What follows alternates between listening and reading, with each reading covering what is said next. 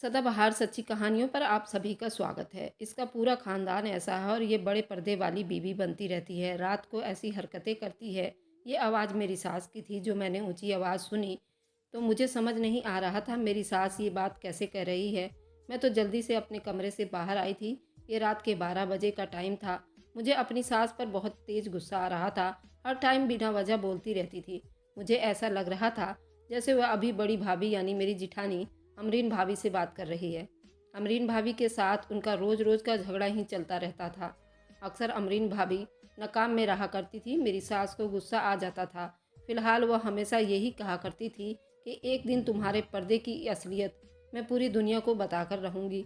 मैं नहीं जानती थी कि क्या सच है और क्या झूठ है। फिलहाल जब मैं बाहर आई तो भाभी के कमरे से आवाज़ आई। सुनकर मुझे बड़ा अजीब सा लगा था। मेरी सास का शोर बढ़ता ही जा रहा था, साथ ही साथ अमरीन भाभी की चीख भी बढ़ती जा रही थी। अब तो लग रहा था जैसे मामला वाकई में बहुत गंभीर था।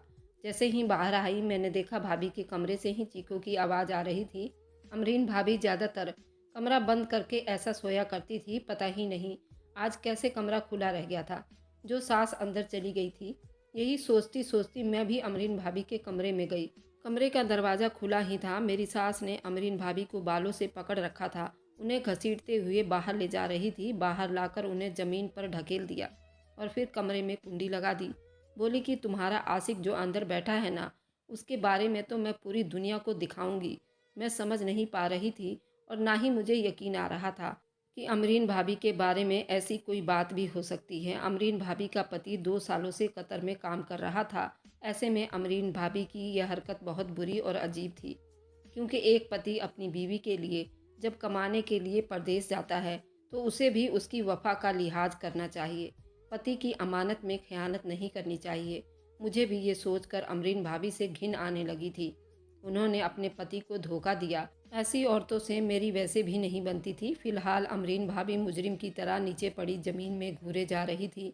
उनके आंखों से मोटे मोटे आंसू निकल रहे थे, मानो वह ज़मीन में धंसती चली जा रही थी। मेरी सास ने हाथ हवा में लहराते हुए उन्हें ललकारा और बोली, मैं अच्छे तरीके से जानती हूँ कि ये मगरमच्छ के आंसू है। जाओ जाओ रुखसाना, जाकर घर का दरवाज़ा खोलो, बाहर लोग खड़े हैं, इस तमाशे को देखना चाह रहे हैं। उन्हें भी तो पता चले कि आज हमारे घर में क्या हो रहा है। सास के मुंह से ये बात निकलते ही अमरीन भाभी ने उन लोगों के आगे हाथ जोड़ दिए और बोली, खुदा के लिए मम्मी ऐसा ना करें। मेरे बाप ने सारी ज़िंदगी नेकी करते हुए गंवाई है। मेरे बाप की भी रिश्तेदारों में बहुत इज्जत है। मोहल्ले वाले मुझे एक शरीफ औरत के तौर पर ही जानते हैं। आप मुझे बदनाम ना करें, वरना लोग कभी मेरी इज्जत नहीं करेंगे और ना ही अपने बच्चों को मेरे पास पढ़ने के लिए भेजेंगे। जब तक मुझे कौन सी तेरी ज़रूरत है तेरे 2 टकों की, पढ़ने नहीं आएंगे तो हम भूखे मर जाएंगे। वैसे भी मेरा बेटा कतर में है, अच्छा खासा कमाता है और तू जो बच्चों को पढ़ाती है ना, वे आज सबकी नज़रों में आ जाएगी और तेरी असलियत सभी को पता चलेगा। मम्मी मेरा यकीन करो, ऐसा कुछ भी नहीं है, अमरीन भाभी ने गिड़गिड़ाते हुए कहा। मगर मम्मी के ऊपर तो एक जुनून ही सवार हो गया था। उन्होंने घर का दरवाज़ा खोलने के लिए मुझे एक बार फिर से कहा। मजबूरन मुझे घर का दरवाज़ा खोलना ही पड़ा। हमारे घर में मोहल्ले की भीड़ दाखिल हो गई। मेरी सास उन्हें पकड़कर अमरीन भाभी के कमरे के सामने लाई थी। वहाँ से अमरीन भाभी का कमरा नज़र आ रहा था। ये देखिए, आप लोग, हमारे घर में कोई आदमी घुस आया है। मेरी बहू से मिलने के लिए कोई आया था। अंदर कमरे में दुपक कर बैठा है।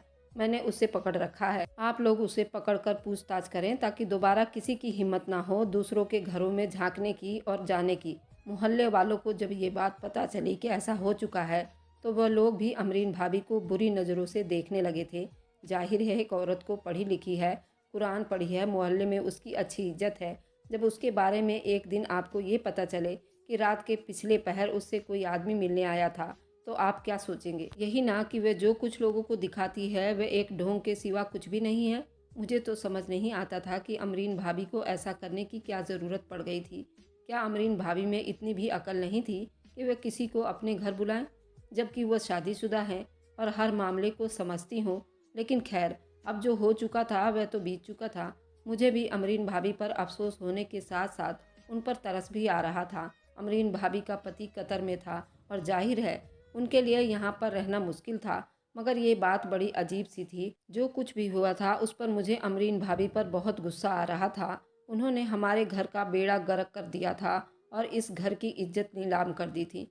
उन लोगों ने मिलकर अमरीन भाभी के कमरे का दरवाज़ा खोलने की कोशिश की। दरवाज़ा अंदर से बंद हो चुका था। जाहिर है अंदर मौजूद जो लड़का था उसी ने कमरे का दरवाज़ा अंदर से बंद कर रखा होगा। सब लोगों ने दरवाज़ा तोड़ने का सोचा, मगर मेरी सास ने ऐलान कर दिया कि वह अमरीन का आशिक पिछली खिड़की से भाग चुका है, इसलिए ऐसा करने का कोई फ़ायदा ही नहीं है। मेरी सास ने मोहल्ले वालों से कहा, आप लोग अगर थोड़ी देर पहले आ जाते तो उसके आशिक को पकड़ लेते, जो मेरी बहू से मिलने के लिए आया था। पिछली गली से निकलकर वह फरार भी हो चुका है। इस बात ने अमरीन भाभी की इज्जत खाक में मिलाकर रख दी थी। उनकी आंखों से आंसू बह रहे थे। उन्होंने अपनी सफाई में एक शब्द भी नहीं कहा था, बस हक्का बक्का नज़रों से सभी को देखे जा रही थी। मोहल्ले वाले तो थू थू करके चले गए थे। मेरी सास अमरीन भाभी पर मुक्के और लाते बरसाना फिर से शुरू कर दिया था। बता, तुझे क्या चीज़ की कमी थी और मेरे बेटे में जो तूने ऐसी हरकत की? मैं फ़ोन करके सुबह ही उससे सारी बातें बताऊंगी। मेरे बेटे को भी ये पता चले कि जिसके लिए वह परदेश में इतनी मेहनत कर रहा है उसके पीठ पीछे क्या गुल खिला रही है। उसे भी तो पता चले कि तू किस तरह की औरत है जिसके लिए वह इतनी ज़्यादा दौलत कमाने गया हुआ है। ये तो इस काबिल भी नहीं है। मेरी सास की बातें अमरीन भाभी को समझ तो आ रही थी, मगर बस बराबर रोए जा रही थी। मैं समझी थी कि मेरी सासू माँ उसे माफ़ कर देंगी। हम सब लोग ड्राइंग रूम में आ गए। अमरीन भाभी लड़खड़ाती हुई वहाँ पहुँची और सास के आगे हाथ जोड़कर बोली, मम्मी आप मेरे पति को कुछ मत बताइए, वह झूठ बर्दाश्त नहीं कर पाएंगे। सास ने ये बात सुनकर अमरीन भाभी के चेहरे पर जोरदार तमाचा मार दिया था और बोली, तुझे शर्म नहीं आती? तू अपनी सास को झूठी बना रही है। मैंने सब कुछ अपनी आंखों से देखा है और तुझे लगता है मैं ये सब कुछ भूल जाऊंगी? कभी भी नहीं। अपने बेटे से कहूंगी कि 3 शब्द बोलकर तुझे फ्री कर दे। मेरी नज़रों के सामने से दफ़ा हो जा। मम्मी, मेरा तो इस घर में जनाजा ही उठेगा। मेरे अब्बू ने भी मुझे यही सिखाकर इस घर में भेजा था, तो मैं हरगिज यहाँ से नहीं जाऊंगी। जो कुछ हुआ उसमें मेरा कोई कसूर नहीं है। मैं उस लड़के को नहीं जानती। ये बात सुनकर मेरी सास को बहुत ज़्यादा गुस्सा आ गया। बकवास बंद करो और यहाँ से दफ़ा हो जाओ, वरना मुझसे बुरा कोई नहीं होगा। मेरी सास की गरजती आवाज़ सुनकर अमरीन भाभी वहाँ से चली गई, मगर मेरे दिल में बेचैनी होने लगी। आखिर अमरीन भाभी ने ऐसा क्यों किया और अमरीन भाभी सच्चाई क्यों नहीं बता रही? फिलहाल मैं अपने कमरे में चली गई। किसी ने भी सोचा नहीं था सुबह एक तूफान आएगा जो कि सब घर वालों का इंतज़ार कर रहा है। सुबह का 3-4 बजे थे। हम लोग नमाज के लिए उठे। आज अमरीन भाभी के कमरे का दरवाज़ा बंद था। सास ने भी दरवाज़ा बजाने की हिम्मत नहीं की। मैंने उनसे पूछा तो कहने लगी, अब अपने काले करतूतों के बारे में उसे भी तो पता चल चुका है कि कोई इसके नमाज पढ़ने पर यकीन नहीं करेगा, इसलिए आज दिखावा करने के लिए बाहर नहीं आई है। वरना तुम जानती हो ना, अमरीन सुबह उठते ही कुरान पाक लेकर बैठ जाती है, लंबी नमाज पढ़ती है, ताकि सबको यकीन हो जाए कि अमरीन एक पाक साफ औरत है। इसलिए वह इन चीज़ों का खास ख्याल रखती है। मैं तो अपनी सास की बात को सही समझती थी, मगर सुबह 10 बज गए। अमरीन भाभी ने कमरे का दरवाज़ा नहीं खोला था। मुझे फिक्र होने लगी थी। मैंने अपनी सास से कहा तो उन्होंने फिर से नज़रअंदाज कर दिया और बोली कि वह कोई नाटक करने की कोशिश कर रही होगी। हम जाकर उसे मनाएं और उसके कमरे का दरवाज़ा बजाएं और वह अपनी नाराज़गी हम सबसे बताए और दोबारा बाहर आए। मैं तो अपने बेटे को ये बात बताकर ही रहूँगी, चाहे वह जितनी मर्जी ड्रामाबाजी कर ले। किसी तरह सास को मैं मनाकर अमरीन भाभी के कमरे तक लाई। कमरे का दरवाज़ा नहीं खुल रहा था। हमने दरवाज़ा पीटा, फिर भी वह ना खुल पाया। मेरी सास को भी ये शक होने लगा। आखिरकार मोहल्ले वालों को बुलाकर कमरे का दरवाज़ा तोड़ा गया। सामने का मंजर देखने के काबिल नहीं था। मेरी तो आंख में आंसू आ गए थे। अमरीन भाभी बिल्कुल बेजान होकर बेड पर पड़ी थी। उनकी आंखें आसमान की तरफ थीं। ऐसा लग रहा था कि उन्होंने अपनी जान दे दी है, मगर वे अपनी जान कैसे ले सकती हैं, जबकि इस जमाने में कोई भी मरना नहीं चाहता। मैंने जाकर अमरीन भाभी को हिलाकर देखा तो वो वाकई मर चुकी थी। उनकी मौत की जांच हो चुकी थी। अमरीन भाभी अपने जुर्म की हामी भरने से पहले ही इस दुनिया से चली गई थी। मैंने दिल में सोचा, उनके पास तो मौका भी नहीं था कि अल्लाह से अपने गुनाह की माफ़ी मांग सके। ये बातें मुझे परेशान कर रही थी। मेरी सास के दिल पर तो इस वाक़े का कोई असर नहीं हुआ। जब उन्होंने अपनी बहू को मुर्दा देखा तो उन्होंने अपने मुंह से एक ही शब्द निकाला, अरे मैं तो कहती हूँ कि आज से 1 साल पहले मुझसे गलती हो गई थी। अब अपने ही करतूतों पर मैं शर्मिंदा हूँ। मैं इसको ब्याह कर अपने घर में ले आई। ये करम जली तो अल्लाह को प्यारी हो गई, तो इसमें हमारा क्या कसूर है? मुझे अपनी सास की हरकतों पर हैरत हो रही थी। वह कैसे अपनी बहू के बारे में ऐसी बातें कर सकती थी, जबकि वह इस दुनिया में भी नहीं थी। मेरी सास ने कहा, अपने ही काले करतूत की वजह से ये औरत आज इस हाल को पहुंची है। अगर ये ऐसी ना होती तो अल्लाह इसकी कोख जरूर भर देता, अब तक उसकी औलाद हो जाती। वह तो बहुत सारी बातें कर रही थी जिनकी वजह से मुझे अब अमरीन भाभी पर बहुत ज़्यादा अफसोस हो रहा था। कोई सोच भी नहीं सकता था यह हाफिज़े कुरान औरत की मौत यूं एक इल्ज़ाम पर हो जाएगी। उसको तो अपने बारे में सफाई देने का मौका भी नहीं मिला। मगर अब जाहिर है मोहल्ले वालों में सभी में एक ही बात फैल चुकी थी कि अमरीन भाभी ने अपनी करतूतों को छुपाने के लिए मौत के आगोश में पनाह ले ली, जबकि कोई नहीं जानता था कि अमरीन भाभी की मौत कैसे हुई थी। मैंने अपनी सास से कहा कि अब हमें उनकी कफन दफन का बंदोबस्त करना चाहिए। जाहिर है एक यतीम लड़की को आप कहाँ दफनाएंगे, उसके घर वाले भी तो नहीं हैं और ना ही मेरी सास ने अपने बेटे को खबर दी। मेरी सास ने कहा कि मैं अपने बेटे को इस बेवफा औरत की मौत के बारे में क्यों बताऊंगी। क्यों मैं अपने बेटे की ज़िंदगी ख़राब करूं? मेरे बेटे को कुछ और दिन खुशी में जीने दो, उसके बाद मैं कह दूंगी कि किसी के साथ मुंह काला करके भाग गई थी, ताकि उसे अपनी बीवी के साथ हमदर्दी ना महसूस हो। सास की बातें मुझे परेशान कर रही थी, लेकिन जाहिर है मैं तो उन्हें कुछ कह नहीं सकती थी। मैंने सास को कहा, अब हमें उनकी कफन दफन का इंतजाम करना होगा। तब मेरी सास ने अजीब सी बात बोली, कहने लगी, देखो इस बेहया औरत के लिए गुस्ल देने वाला भी कोई नहीं मिलेगा। मैं ही गुस्ल दूंगी और कफन दफन के लिए और लोगों को बुला लेंगे और वे लोग कब्र का इंतजाम कर देंगे। जाकर कब्रिस्तान में कुछ पैसे देकर आओ ताकि उसकी कब्र खोदी जाए। मेरी सास का ये रवैया ऐसा था जैसे कोई कुत्ता बिल्ली मर गया हो, जिसके लिए उनको कोई परेशानी नहीं थी। असल परेशानी तो मुझे उस वक्त हुई जब मेरी सास ने गर्मी के महीने में चूल्हे पर गर्म पानी चढ़ा दिया। गर्म पानी को देखकर मुझे हैरत हुई थी, क्योंकि गर्म पानी तो सर्दियों में नहाने के लिए इस्तेमाल होता है, जबकि गर्मियों का महीना था। सख्त गर्मी थी, तपती हुई गर्मी में पानी को गर्म करने की क्या ज़रूरत थी, मुझे समझ नहीं आ रही थी। सास से पूछा तो कहने लगी, मैं इस पानी से अमरीन को गुस्ल दूंगी। मम्मी क्या हो गया है आपको? ठंडा पानी से गुस्ल दीजिए। माना कि वह मर गई है, उनकी मौत हो गई है, मगर मुर्दे को भी तो तकलीफ़ होती है ना। उनके ऊपर पानी डालेंगे तो उनकी रूह को तकलीफ़ होगी। अरे काहे की तकलीफ़ होगी बेटा, मैं तो गर्म पानी इसलिए डाल रही हूँ कि मैं उसे हाथ तक नहीं लगाऊंगी। खौलता हुआ पानी डालूंगी तो गंदगी साफ़ हो जाएगी। तुम्हें क्या लगता है कि मैं ऐसी गलीज औरत को पाक साफ़ करूँगी? हरगिज नहीं, मैं तो बस उस पर गर्म पानी का इस्तेमाल करूंगी। खौलता हुआ पानी जब जिस्म पर पड़ता है तो वैसे भी सारी गंदगी उतर जाती है। जिस्म पर क्या, खौलता हुआ पानी तो पत्थर में भी गंदगी को साफ कर देता है। लेकिन सास की बात सुनकर मेरी तो आंखों में आंसू आ गए थे। मैंने उनसे कहा कि हमें ऐसा नहीं करना चाहिए। एक औरत जो मर चुकी है उस पर खौलता हुआ पानी डालकर आप उसके रूह के साथ ना इंसाफ़ी करेंगी। मगर मेरी सास बाज नहीं आई। कहने लगी, मैं ऐसा नहीं करूँगी। अगर तुम्हें ज़्यादा शौक़ है तो तुम उसे गुस्ल दे दो। मैं ऐसा कर भी सकती थी, मगर मैं जानती थी कि ऐसा करने पर मेरी सास मुझ पर ही भड़क उठेगी कि अब तुम पर भी मेरी पहली बहू का साया पड़ गया है। मेरी सास बहुत जालिम औरत थी, इसलिए मैं उसके सामने जुबान नहीं खोलना चाहती थी।